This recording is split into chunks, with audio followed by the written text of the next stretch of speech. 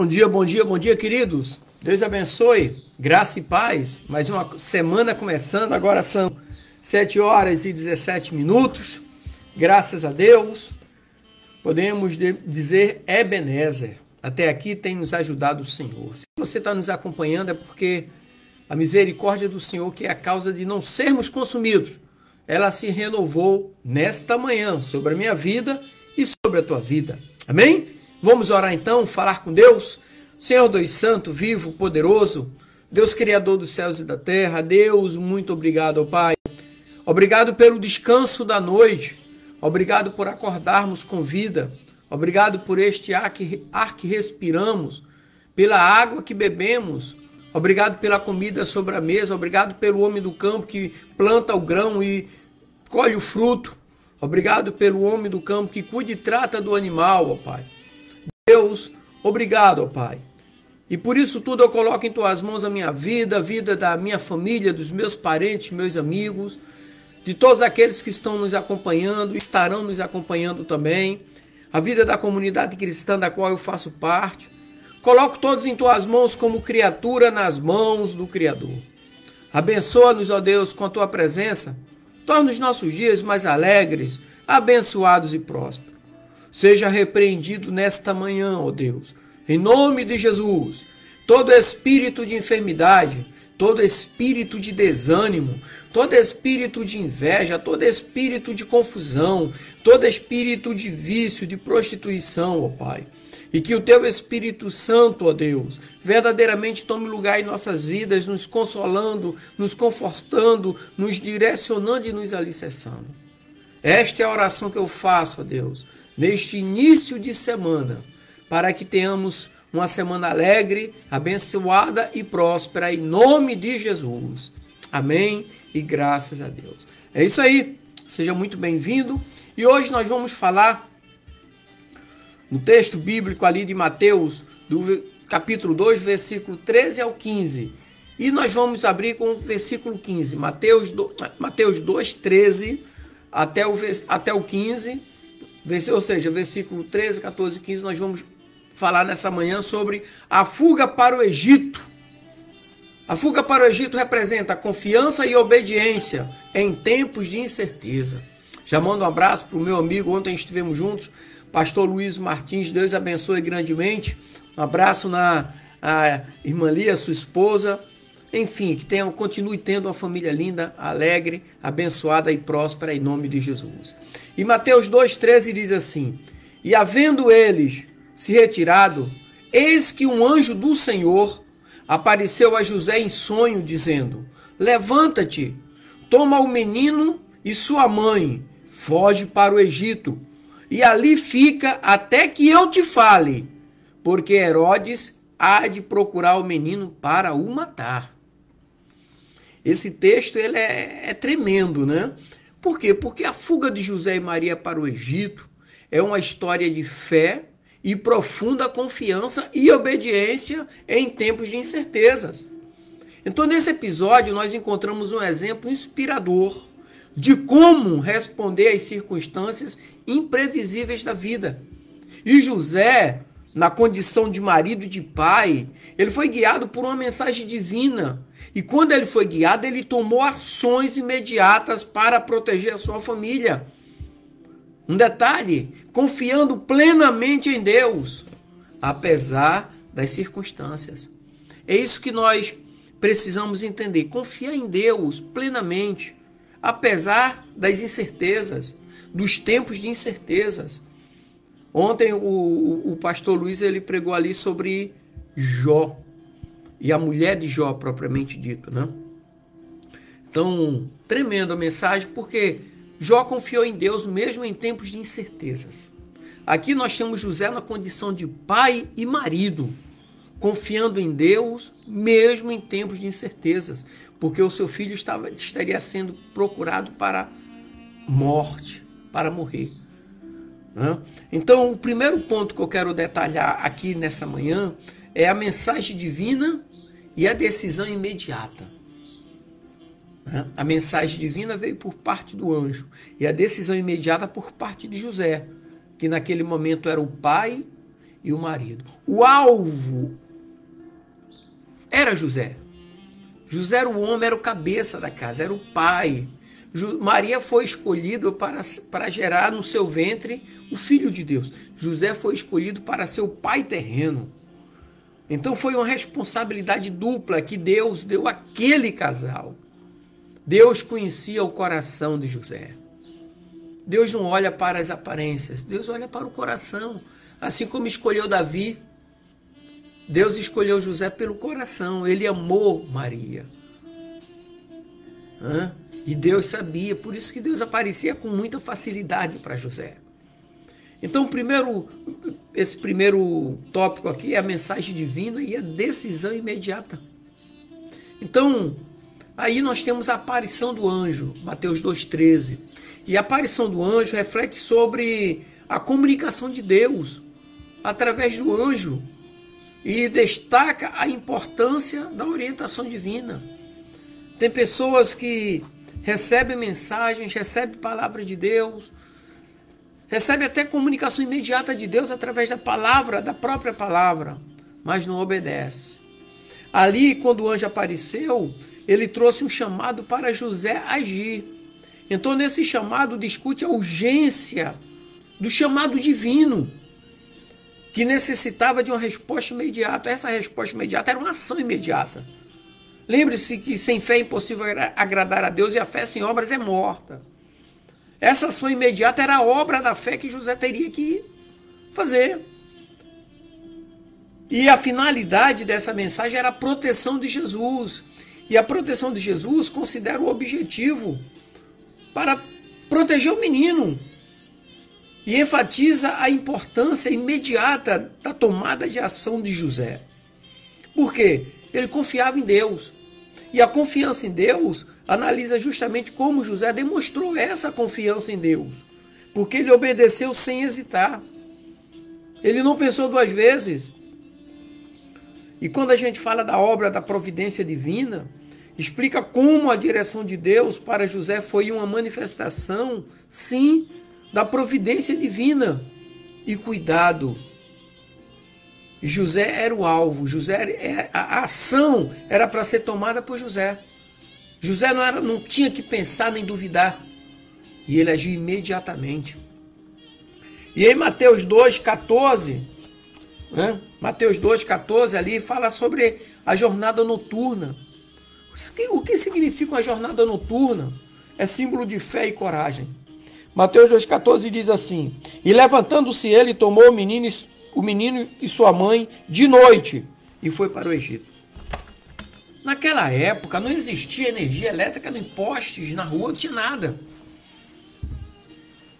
Assim como o povo no deserto tinha uma coluna de fogo à noite, Deus guiou José à noite até o Egito. A partida noturna ali não é fácil. Então a partida noturna discute ali desafios e dificuldades de fugir à noite, que simboliza a jornada da fé, em meio à escuridão, confiando em Deus. Lembre-se que o salmista diz assim: mesmo que eu ande pelo vale da sombra da morte, não temerei mal algum, porque tu estás comigo, a tua vara e o teu cajado me consolam. Glória a Deus. Então, Deus, na vida de José, ele mandou proteção e cuidado, ele delegou proteção e cuidado. E a proteção e cuidado reflete como Deus cuida e protege aqueles que confiam nele. A Bíblia diz assim que os anjos do Senhor acampam-se ao lado daqueles que o temem e os livra de todos os males. Agora um detalhe é a coragem de José. Então aqui a coragem de José enfatiza a coragem e força de caráter de José ao enfrentar o desconhecido pela sua família. Não é fácil defender a família em meio a incertezas. Agora um detalhe, Maria, lado a lado com José, segurando o menino. E naquela época não era fácil porque O menino ainda estava amamentando, imagina, pequeno ainda. Precisava de cuidados de uma criança. Deus, ele é tremendo na vida daqueles que confiam nele. Aí nós temos o acompanhamento divino também, que explora a ideia de que Deus acompanha seus filhos em tempos difíceis. Deus está contigo, Deus está comigo, por onde quer que você ande. Lembra que eu falei de salmista? Mesmo que eu ande pelo vale da sombra da morte, não temerei mal algum, porque tu estás comigo. Então a jornada da fé considera a fuga para o Egito como uma metáfora para a nossa própria jornada de fé em tempos difíceis, nestes dias, nos dias que você está vivendo, nos dias que eu estou vivendo. Terceiro ponto aqui é a estadia no Egito. Em Mateus capítulo 2, versículo 15, parte A diz assim: e esteve lá até a morte de Herodes, para que se cumprisse o que foi dito por parte do Senhor. Esteve lá até a morte de Herodes. Então a estadia no Egito representa espera e confiança. Então a estadia no Egito representa isso, a espera e a confiança. Aí, no Egito, é como se fosse a vida no exílio. Ali analisa os desafios enfrentados pela família que Deus escolheu aqui na terra. Mas estava no Egito. O Egito para eles era um lugar desconhecido. Tem muita gente que teme o desconhecido. Eu lembro que quando eu vim do Rio de Janeiro e comecei a servir a Marinha, eu lembro que quando eu botei o uniforme para me apresentar na base, eu fui botar o uniforme, eu acho que a primeira vez no Rio de Janeiro, eu fui na Central do Brasil, ali na Presidente Vargas, botar o uniforme, porque naquela época, hoje os militares andam sem uniforme, mas na minha época eu entrava e saía só fardado do navio, né? Hoje já pode entrar civil, acho que foi no ano 98, 2000 ali. Mas até naquela época não. Então eu troquei de roupa dentro da Central do Brasil. Era desconhecido para mim. Era desconhecido, sabe? Eu estava entrando na maioridade já, servindo as Forças Armadas, mas era um desconhecido. E depois pegar um ônibus que eu nunca tinha pego da base no centro do Rio de Janeiro para ir para a base naval de Niterói. Ilha de Mocanguinho, onde é sediado a Marinha do Brasil, lá onde ficam os navios, a esquadra brasileira. Eu ia para lá me apresentar. Peguei o ônibus 999, o número do ônibus, 999. Era um desconhecido, mas eu já tinha Deus no coração. Então Deus contigo, desconhecido pode surgir, mas você estará na direção de Deus. Então ali, José, ele estava, quando ele ficou no Egito, ele ficou ali à espera por direção divina. E a espera por direção divina discute exatamente a importância de esperar pela orientação de Deus antes de agir. Não é agir e depois receber a orientação de Deus, é a primeira orientação de Deus. Por isso que muitas coisas não andam bem, não dão certo, porque a primeira pessoa age, segundo, ele toma a decisão de fazer e ora a Deus. Não. As coisas não andam primeiro. Eu lembro quando eu ia começar a dar aula em escolas náuticas, eu pedi anos antes uma orientação de Deus de como eu poderia ministrar a palavra para pessoas aqui em Santa Catarina. E o tempo foi passando e eu sempre, todos os dias de manhã eu orava e falava com Deus, até que surgiu a oportunidade de aulas em escolas náuticas e eu fui escrever um livro. Escrevi os livros Na Vida no Mar. Mas eu orei a Deus porque não existia um nome. E eu não ia botar... Eu tinha vários nomes. Mas eu pedi a orientação de Deus por dias, semanas e meses. Até que um dia eu sonhei, numa das viagens que eu fiz muito desgastante no navio, na época, que pegou fogo 2 vezes no navio, na viagem que eu fiz. E eu acordei aquela noite ali meio... Que eu, inclusive, naquela noite eu tinha orado a Deus pedindo nome para os livros, né? E eu acordei, eu gosto de comer banana à noite, né? Aí fui na cozinha, peguei uma banana, comi, tomei um copo d'água. Quando eu estou voltando, Deus falou comigo, eu já te dei o nome há muitos anos. E eu lembrei do sonho, a minha vida no mar. Então ali nasceu Vida no Mar. Aí eu idealizei o livro Vida no Mar. Eu não tomei a decisão e depois fui falar com Deus, não. Então José aqui no Egito, ele ficou esperando a orientação de Deus para poder agir. Ele só saiu para ir para o Egito quando Deus orientou ele. Mateus 2,13. Então a pessoa toma a primeira decisão, porque fulano, ciclano, beltrano, é Deus que toma. É primeiro ouvir Deus, depois tomar a decisão. Então as coisas não acontecem, não é? E o quarto ponto é o cumprimento da profecia e o retorno. Na parte B do capítulo, versículo 15, capítulo 2 diz assim. Vamos ler todo o versículo 15, né? E esteve lá até a morte de Herodes, para que se cumprisse o que foi dito da parte do Senhor pelo profeta, que diz: do Egito chamei o meu filho. Oséias, capítulo 11, versículo 1. Do Egito chamei o meu filho. O cumprimento da profecia. Quero abrir espaço, mandar um abraço para o pastor Marcos Lacerda. Ontem estávamos juntos. Eu, pastor Luiz, pastor Marcos, estávamos juntos no nosso culto diário dos domingos, né?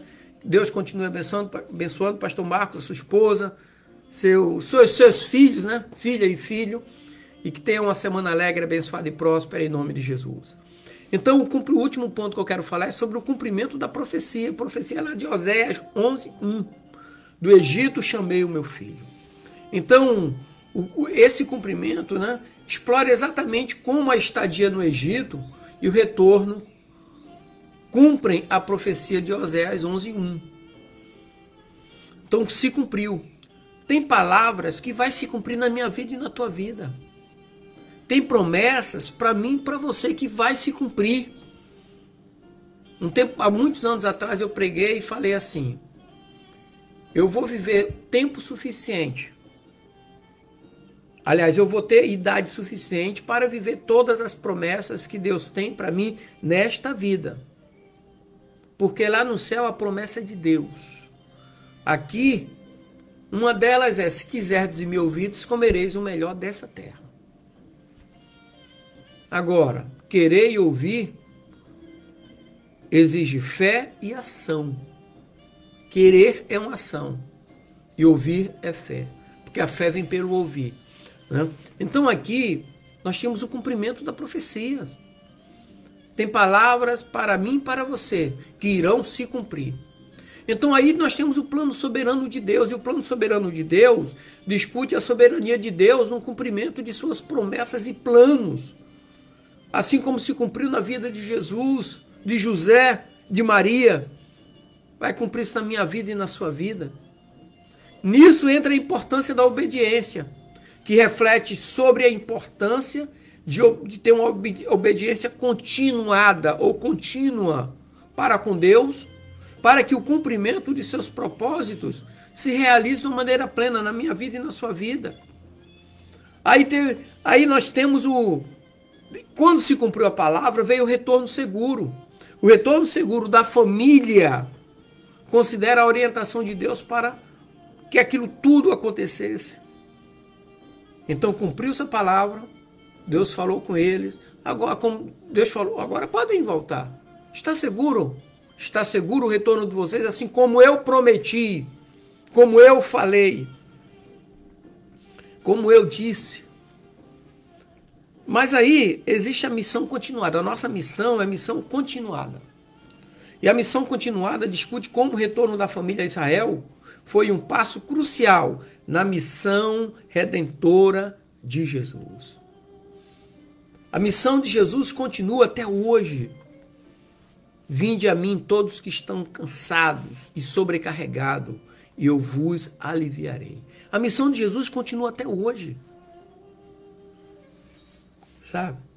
Então, a fuga de Jesus para o Egito, vamos concluir aqui. A fuga de Jesus, acompanhado de seus pais, José e Maria. Foi a fuga de José e Maria com Jesus para o Egito. É uma poderosa história de fé e obediência. e principalmente confiança em Deus. Então, nesse versículo 13 do capítulo 2 de Mateus, nós vemos a importância de estar atento à direção de Deus e a necessidade de responder prontamente, mesmo quando o caminho à frente é incerto. Então, a jornada de José e sua família é o testemunho de como a obediência fiel pode nos guiar através de tempos perigosos e incertos. Obediência a Deus em tempos de incertezas e perigos. Amém? Obedecer a Deus sempre. Amém, queridos? Deus abençoe, graça e paz. Tenha uma semana alegre, abençoada e próspera, em nome de Jesus.